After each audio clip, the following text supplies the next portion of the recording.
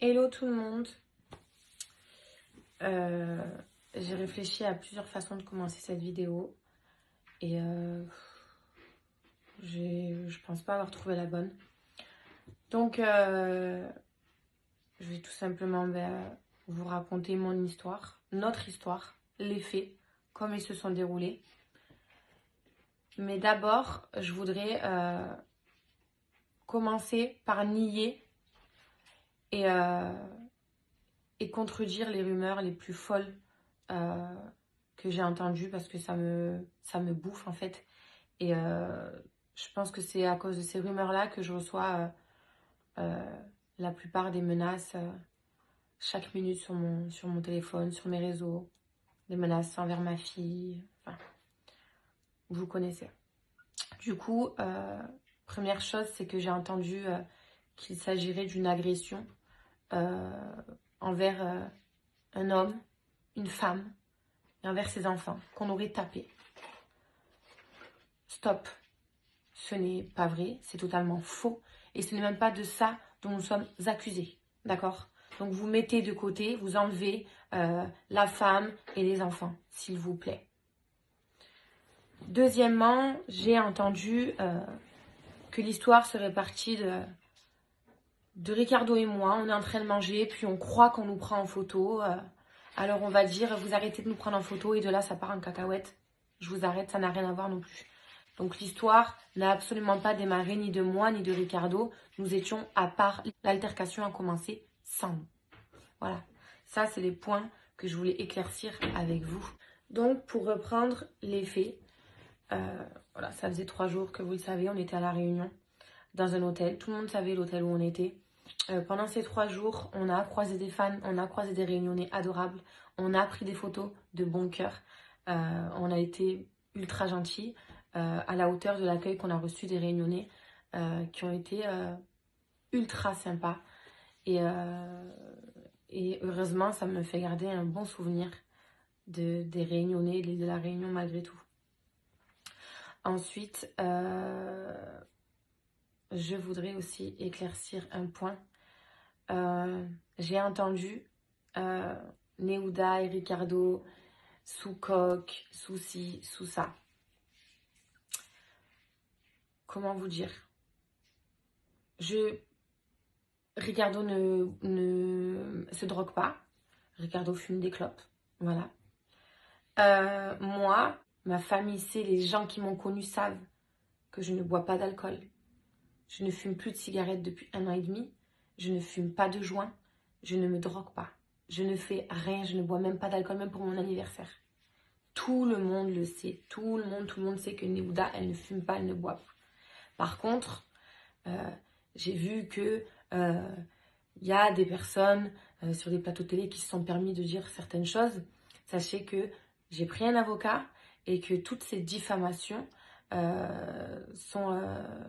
ont été actées et les plaintes vont être déposées. Parce que je ne laisserai pas les gens me salir. Ensuite, avant aussi de continuer l'histoire, je voulais vous expliquer pourquoi j'ai décidé de parler face à mon téléphone sans personne autour plutôt que d'aller sur un plateau ou d'aller dans les médias. C'est que, une fois de plus, les médias, les plateaux télé ne nous ont laissé aucune chance et n'ont absolument pas respecté la présomption d'innocence. Alors je me voyais mal aller sur un plateau et me sentir à l'aise face à ces mêmes personnes qui nous ont enfoncés dès le début et qui nous ont laissé aucune chance. C'est vrai que Ricardo et moi, on est les coupables idéaux. Je vais sûrement pas vous contredire, mais c'est pas pour autant que nous sommes coupables. J'ai une mauvaise expérience en France avec la télé, etc. J'ai une mauvaise réputation, mais putain, je vais vous prouver qu'on n'est pas des monstres et nous ne sommes pas des monstres. Absolument pas. Alors, pour continuer l'histoire. Donc, ça faisait 3 jours qu'on était à La Réunion, tout s'est super bien passé. Dimanche midi, on s'est réunis pour aller manger comme à notre habitude. Il y a une grande terrasse et une petite extrémité de la terrasse est séparée par une baie vitrée qui est fumée, donc on ne peut pas voir à travers. Ricardo, mon papa, Laïa et moi, on a l'habitude de se mettre ici. Comme ça, on est à l'écart, personne ne nous voit. Et comme ça, on n'est absolument pas stressé de savoir qui pourrait prendre ma fille en photo ou non. Voilà.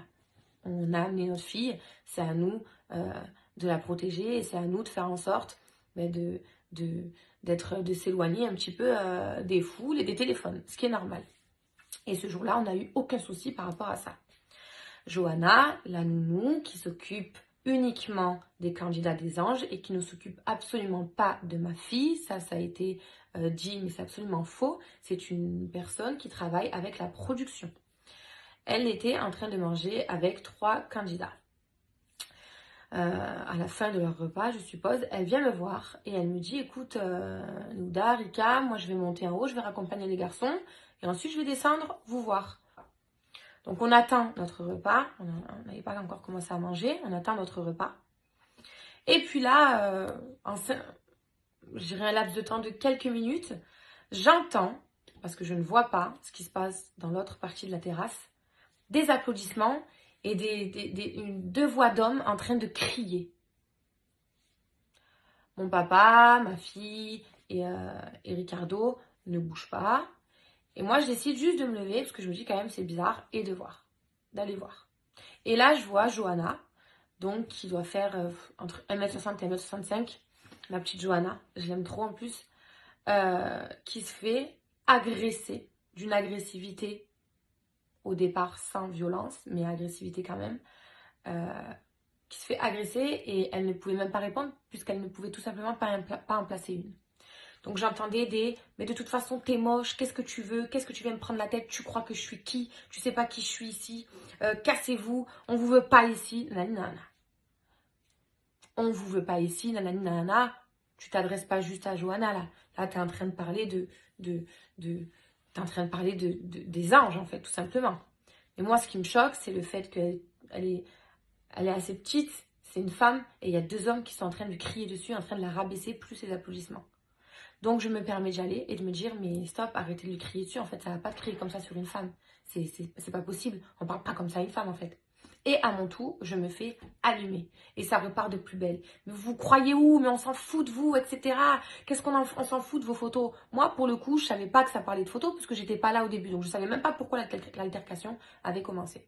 De là, un groupe de filles, pendant l'altercation, Ricardo était toujours avec ma fille à table, il n'était absolument pas là, il y a juste mon papa qui s'est levé, parce que mon père, forcément, c'est la première personne qui a envie de me protéger. Donc il est venu juste parce qu'il a vu que je suis partie, il a dit, je ne vais pas la laisser partir seule. Donc de là, les hommes qui crient. Moi, sur le côté, une table de filles m'appelle, me dit Néouda, je dis oui. Elle me dit, écoute, elle me dit, la fille, elle est venue nous voir, elle nous a prévenus pour les photos, etc. Je suis désolée, mais nous, on n'est pas des sauvages, en fait. Si on a envie de prendre une photo, on va vous demander gentiment, on va pas venir vous la voler, on va pas venir la voler, donc je vois pas pourquoi elle vient nous voir, etc. Donc en gros, je comprends que ils auraient mal pris que la nounou est allée les voir en leur disant, écoutez, faites attention pour les photos, s'il vous plaît, les diffusez pas, etc. Faut pas les diffuser si vous en prenez.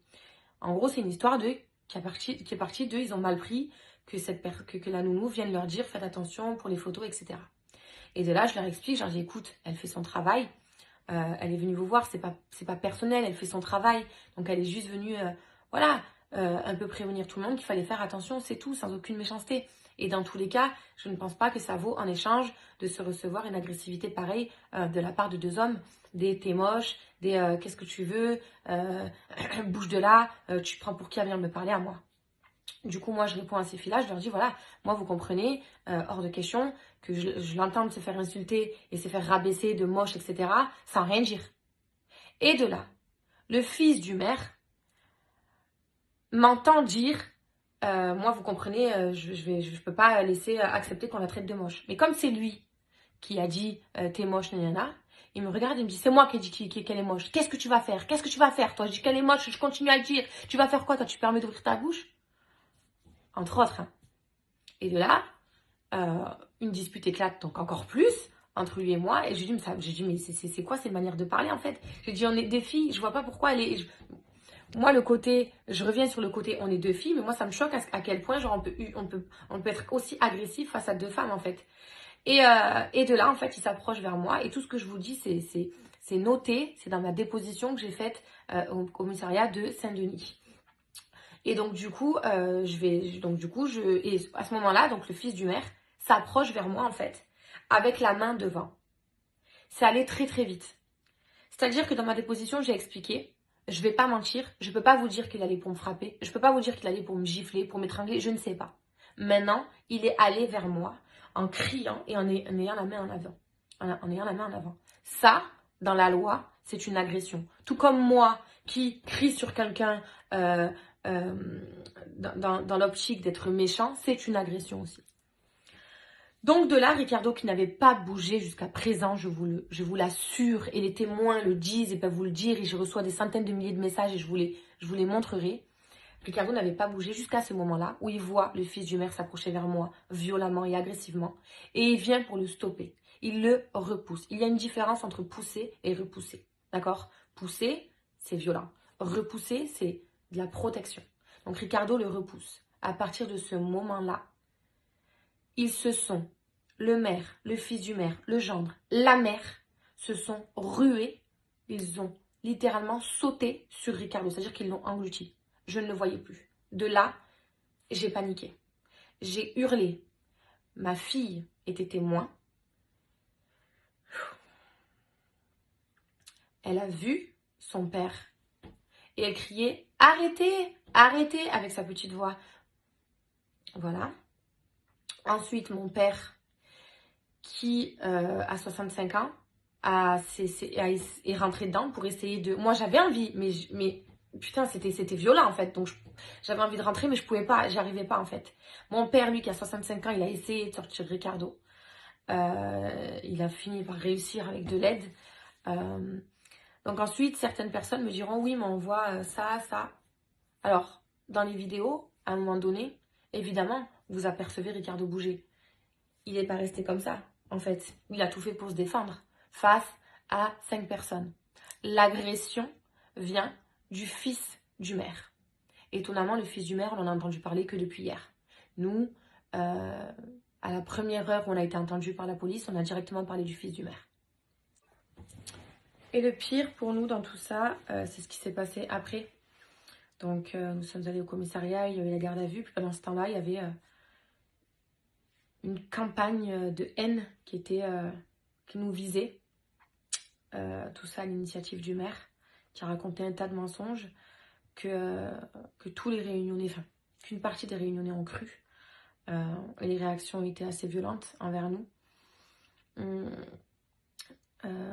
Une partie des Français aussi ont cru à cette histoire, donc nous ont tout simplement détesté. Donc on reçoit des menaces, des insultes, alors que tout ça, ça vient d'un mensonge. Alors j'ai pas envie de m'apitoyer sur mon sort, j'ai pas envie de faire la victime, mais imaginez-vous 30 secondes, imaginez-vous 30 petites secondes que nous sommes vraiment innocents. Mettez-vous à notre place et imaginez-vous comme c'est dur, d'encore une fois, porter la casquette du monstre. Voilà. Alors que les monstres, c'est pas nous. Ma fille a tout vu. Ma fille est victime.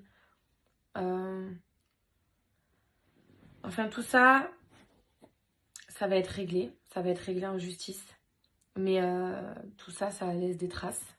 Parce qu'encore une fois, on a mis du temps, Ricardo et moi, à se protéger. On a pris le recul qu'il fallait. Ça faisait 4 ans qu'on ne se montrait plus. Et là, c'est reparti. On est heureux dans les histoires sombres, etc. Alors qu'on n'a rien demandé. Maintenant, je voulais quand même aussi remercier toutes les personnes qui nous ont soutenus.